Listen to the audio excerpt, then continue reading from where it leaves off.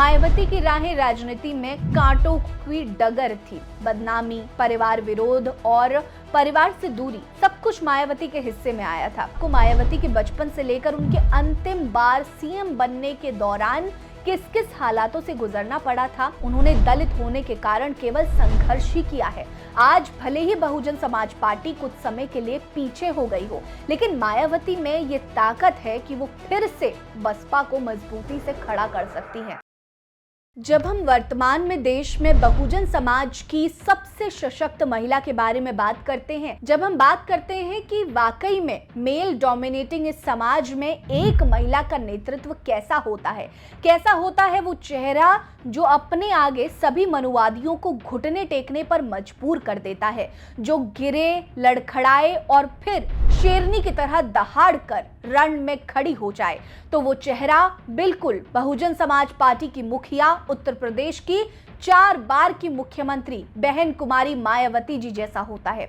मायावती को लेकर तमाम अफवाहें हैं, उनके जीवन पर कई दाग तक लगाए गए, लेकिन सच्चाई से वाकई में कितने रूबरू हैं। लोगों को अक्सर कही सुनाई बात पर भरोसा हो जाता है, लेकिन क्या वाकई में हम सच जानना भी चाहते हैं? मायावती को वाकई में जानना है तो उन पर बेस्ड सीरीज देखने के बजाय वो किताबें पढ़नी चाहिए जिसमें मायावती के संघर्ष शब्द ब शब्द शामिल हैं। अपने इस वीडियो में हम आपको मायावती पर निर्धारित 5 ऐसी किताबों के बारे में बताएंगे जिसे पढ़कर आपको सही मायने में मायावती का व्यक्तित्व समझ आएगा।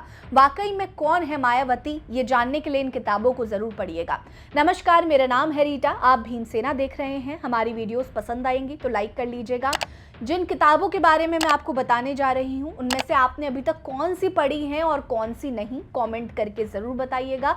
अगर कोई पढ़ी है तो कौन सी आपकी फेवरेट रही, ये भी बताइएगा। मायावती आपको कैसी लगती हैं, कमेंट करके ये भी जरूर बताइए। चलिए शुरू करते हैं। मायावती पर बेस्ड सबसे चर्चित उनकी biography Behen ji a political story of Mayawati है, जो कि साल 2008 में प्रकाशित हुई थी। इस किताब को मशहूर पत्रकार अजय बोस ने लिखा था। ओरिजिनली ये इंग्लिश भाषा में लिखी गई है। ये किताब आपको मायावती के बचपन से लेकर उनके अंतिम बार सीएम बनने के दौरान किस किस हालातों से गुजरना पड़ा था, इसके बारे में काफी विस्तार से बताया गया है। अगली किताब है सुश्री मायावती का जीवन संघर्ष। इस किताब को डॉक्टर R.P. वर्मा ने लिखा था, जो कि ओरिजिनली हिंदी भाषा में लिखी गई थी। यह पुस्तक मायावती के राजनीतिक जीवन में उनके संघर्षों पर आधारित है। इस किताब के जरिए मायावती की जिंदगी को और करीब से जानने का मौका मिलता है। अगली किताब है बहन मायावती, दलित संघर्ष या राजनीति। मायावती की राहें राजनीति में कांटों की डगर थी।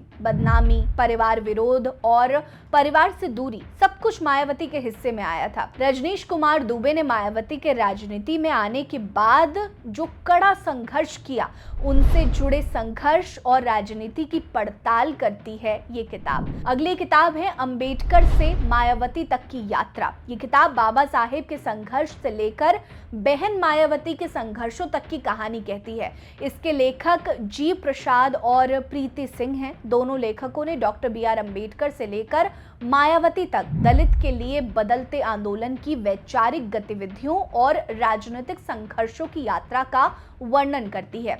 एक और किताब है जो बहुत खास है, वो है माया मोदी आजाद। हिंदुत्व के समय में दलित राजनीति में दलितों की स्थिति के बदलते स्वरूप, हिंदू जाति में भी दलितों को अपने अस्तित्व के लिए संघर्ष को बताती है ये किताब। इस किताब को सुधा पई और सज्जन कुमार ने लिखा है, जो असल के एक व्यापक राजनीतिक विश्लेषक हैं। इसमें मायावती के राजनीति में बढ़ते कद और फिर उनके पतन में मायावती की भूमिका और साथ साथ पीएम मोदी, चंद्रशेखर आजाद समेत कई बड़े नेताओं के उदय की कहानी है। ये किताब 13 मई 2023 को प्रकाशित हुई थी। बहन कुमारी मायावती एक ऐसी शख्सियत हैं जिनके बारे में आप जितना जानते जाएंगे उनके प्रति आपका सम्मान और ज्यादा बढ़ता जाएगा। देखिए, घोटाले हो या फिर दाग हो, ये आम बात है, हर नेता पर लगते हैं, लेकिन जो संघर्ष है वो आम नहीं होता। बचपन से लेकर आज तक उन्होंने दलित होने के कारण केवल संघर्ष ही किया है।